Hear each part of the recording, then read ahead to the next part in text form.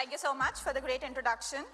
To refresh your memory from literally 15 seconds ago, hi, I'm Devashri, and I'm a senior software engineer at PlayStation. And I'm very, very happy to be here with you all today to share the magic that GraphQL created for us at PlayStation.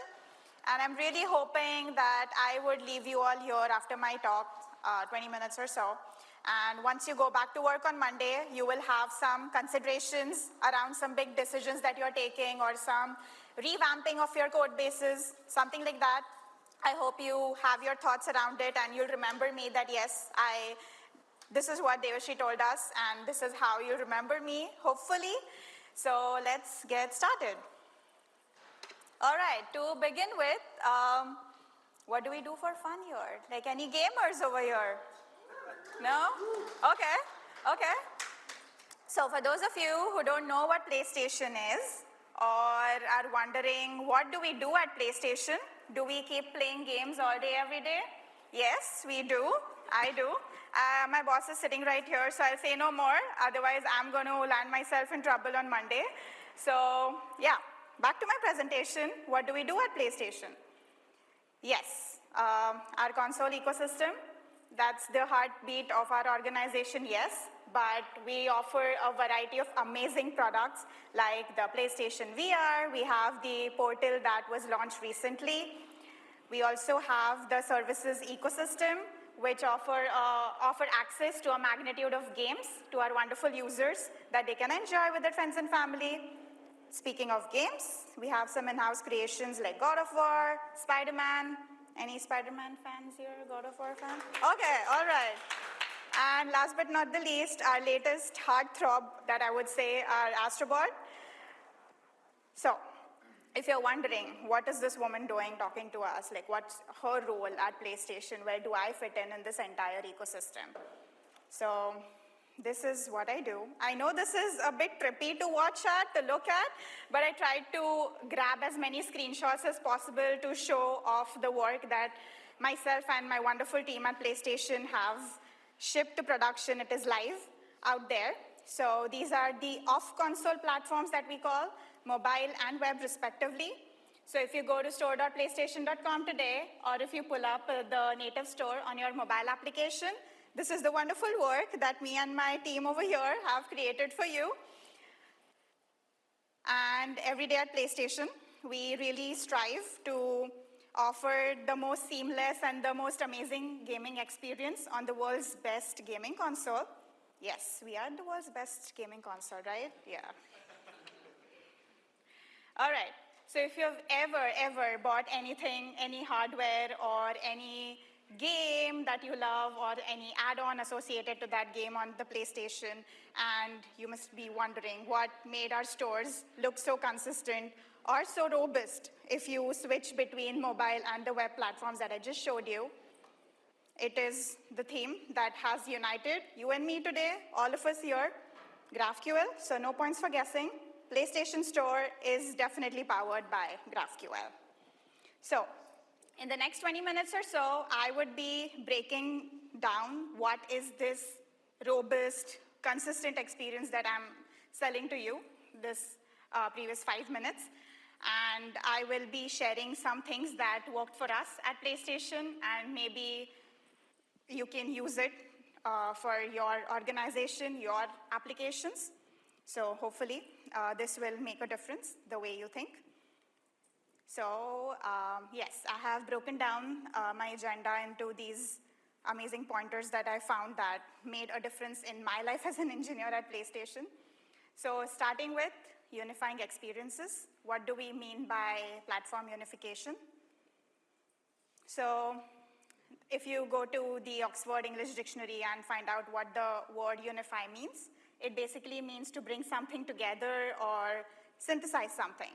If we map this exact definition on technical terms, what do we mean by that? So let me take you back to the days when we were about to launch PS5 and we were like looking at our tech stacks, what we wanted to do.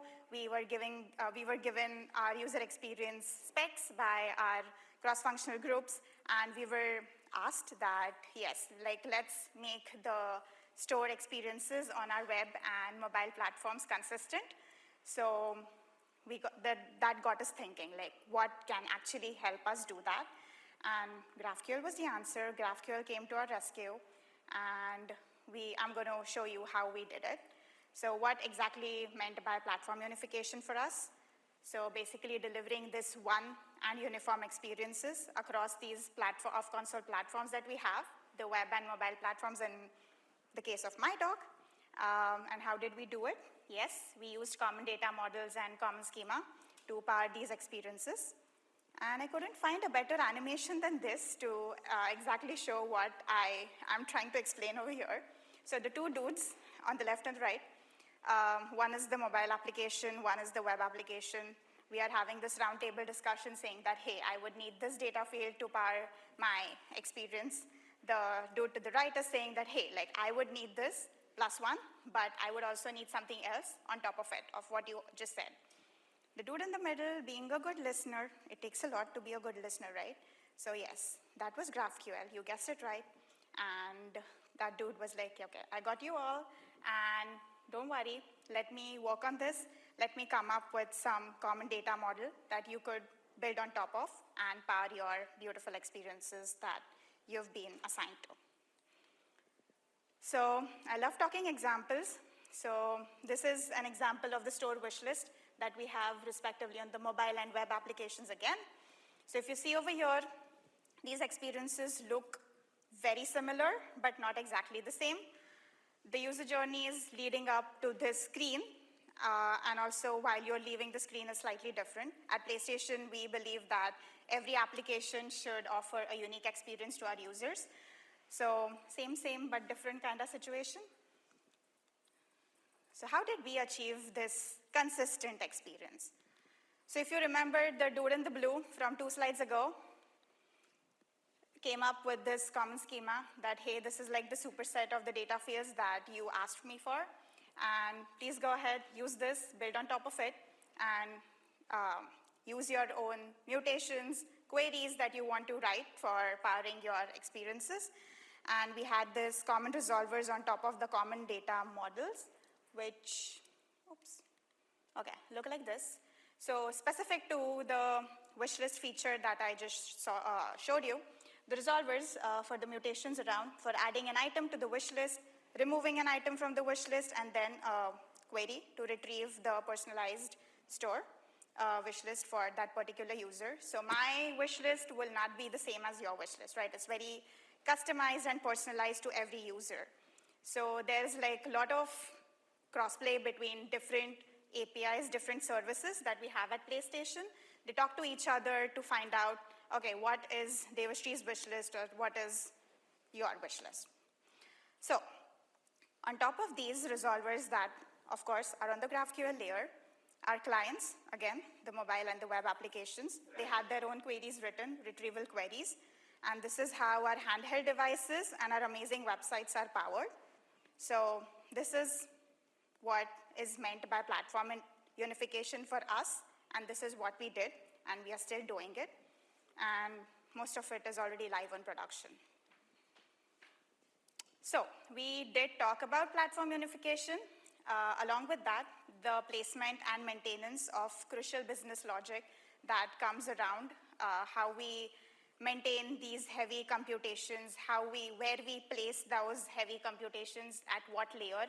Do we keep it on the front end? Do we keep it on the back end? Or where does it lie?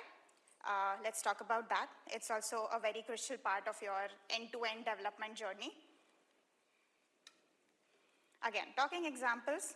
So here are a few screenshots from various applications. I'll not be revealing what is what until a later point. So I tried to do a good job highlighting a few data fields. So for example, I've highlighted the branding that we show, the discounted price, the base price, upsell, discount tags, the very basic information that you might think that, hey, like it is right there, but where is it coming from?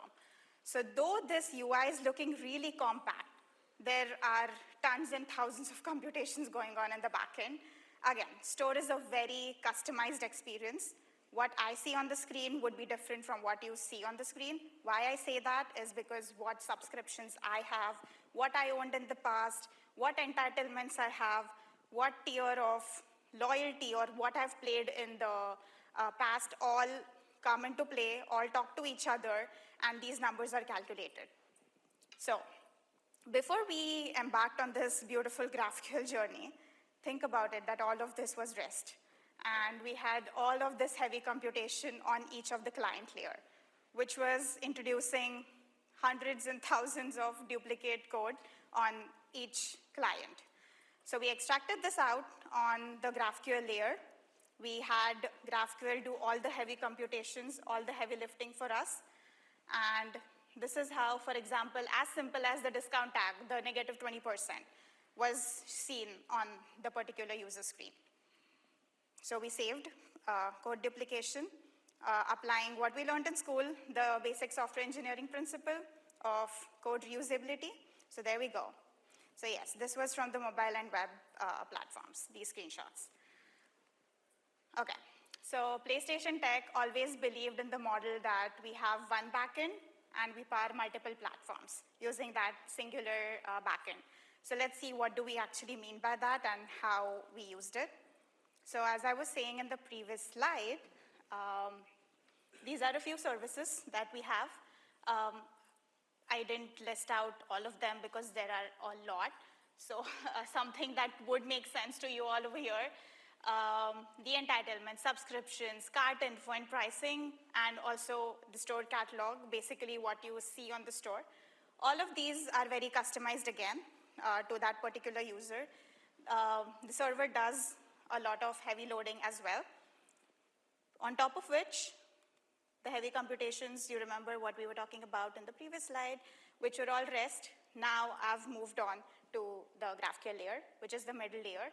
So if you are in kind of a situation where you are deciding or debating, where does this crucial computational logic lie? Is it on the back end or the front end? I would say grow the GraphQL way. Just do the GraphQL way. Have it in the middle layer and power your React apps. We have our React, both of these are React apps. Again, mobile and web. So what do we actually mean by powering multiple clients and platforms? So we saw in the previous slide that the GraphQL layer is doing all the heavy computations. So what do we actually do at the client layer then? How do we consume this data? So yes, our applications, our experiences are very unique in their own way.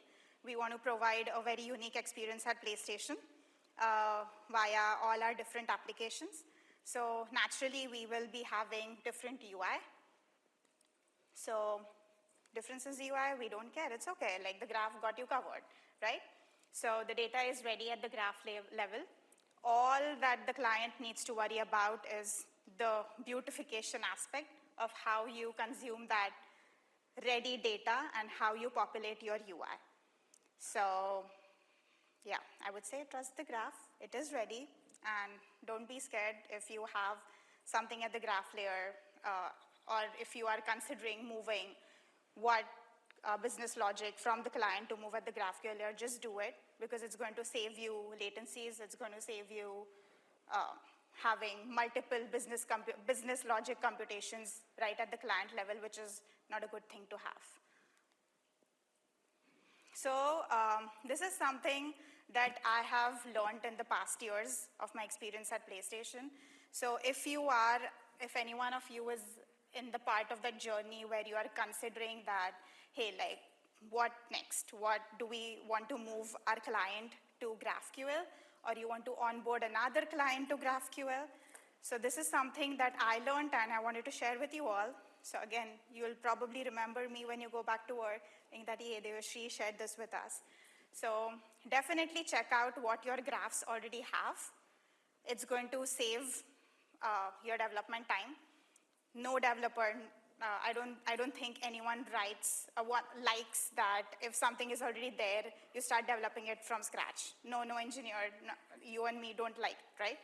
So definitely consider what you already have. If your specs don't align, and when I say specs, the user experience or the user journey specs don't align, definitely consider talking to your product team. So I've noticed that, engineering, maybe we treat ourselves like we have created these silos for us. but definitely break those barriers, go out there and talk to your cross-functional groups, like your product team, your user experience team, your design team, saying that, hey, like we already have this available, why not build on top of it? Why write something from scratch? And I bet you that this is going to get your leadership excited as well, because this is going to get your development time to half maybe, right? Because you are reusing what you have already developed and you don't start from scratch. So not just getting the leadership excited, but your immediate team, engineers like you and me, will also get excited. Why? As I said, like no engineers want to duplicate code or want to copy paste code.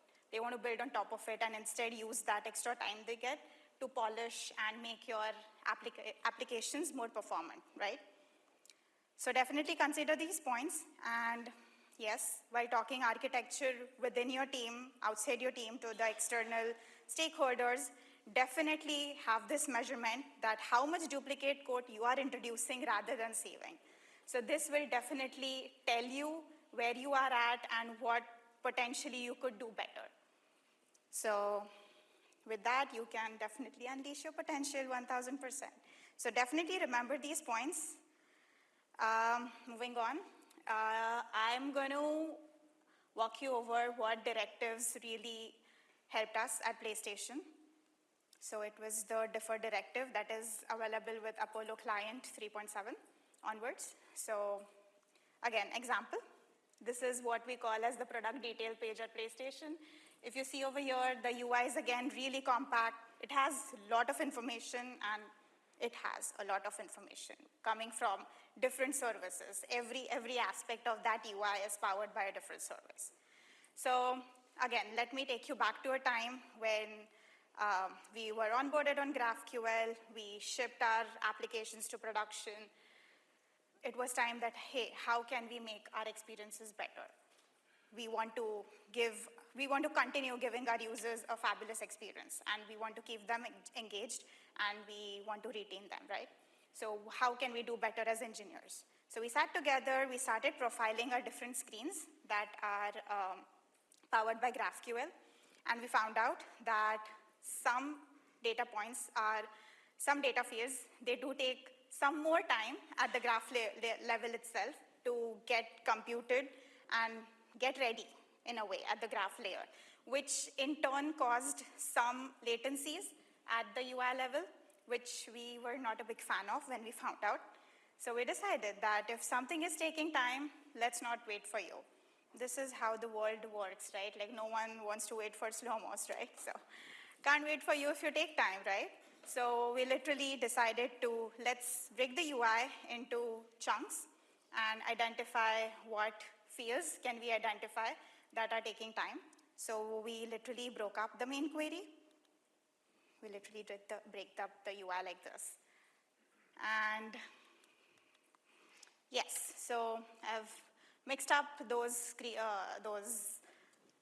broken up UI for you over here. So if you see over here, for example, again, the Astrobot, the cute little Astrobot cover art picture that you are seeing over here, that was found to be taking a little more time than the other data fields, like for example, the version information or the price for the matter of fact. So we decided to chunk that out into a fragment and just defer it. So this is what a sample query, what we were using looked like. We just, sorry, okay. So the slow-mos were identified, they were kept in a fragment and they were deferred.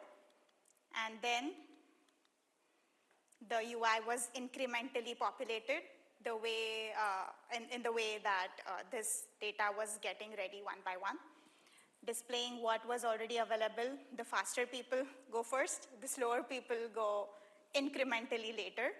And that did definitely produce amazing results for us, which resulted in reducing the TTI, seconds in TTI. And this information that you're seeing over here is directly also tied to the revenue of our company, because this is one of the important screens where a viewing user gets converted to a buying consumer. Last but not the least, putting a fix in one place. What do we mean by that? So putting a fix in one place, how the perspective of my team and myself changed towards bug resolution. So we talked about platform unification, we talked about placement and maintenance of business logic. It's just not important as engineers that we just start implementing, we keep our code over here and we forget to maintain. We have to maintain our business logic as we move forward, as we onboard new features, as we get new requirements. So we talked about all of that. So naturally, when one platform saw an issue, the other had it too. What do I mean by that is, if the QA team on our mobile application saw some issue, they immediately connected to the QA team on our web application saying that, hey, like this platform is seeing this issue. Are you seeing this issue as well? And mind you, like 90% of the time, both the applications are the same issue. Because why? All the heavy computation again, if you remember, is at the GraphQL level. So this actually helped us identify issues really quickly and without making any changes at the client level, without creating new builds. So for example, how does a mobile application release work? We have to create builds and we have to ship it on the App Store, right? So avoiding all of this, we just could create fixes at the GraphQL level, layer and just have deployments and tada, magic. The issues got fixed, right? So this definitely helped us reduce time of bug fixes, identifying what is causing the issue, and in the process of fixing one issue, most of the times we also found other issues, so that kind of helped us too. One last thing that I wanted to say, that yes, we definitely get excited about how do we extract out this common logic and place it in the middle layer. We definitely always get excited about it. But definitely remember this. This is what did bit me in my experience 2 years ago. So be careful of regressions because each application has its own character. Each application has its own tech stack. So for example, what I mean is, if something is happening on Windows, not necessarily it's going to happen on iOS because they are two different OSs, different systems, right? So definitely remember what are the nuances in these tech stacks, and be careful of not introducing regressions in the excitement of, unifying this logic or getting it all together. So yeah, we did find enlightenment by that. All right, so this, okay, I'm good. Thank you for being so kind. This was the first time I'm talking to this big audience, so you were like an amazing audience. So yeah.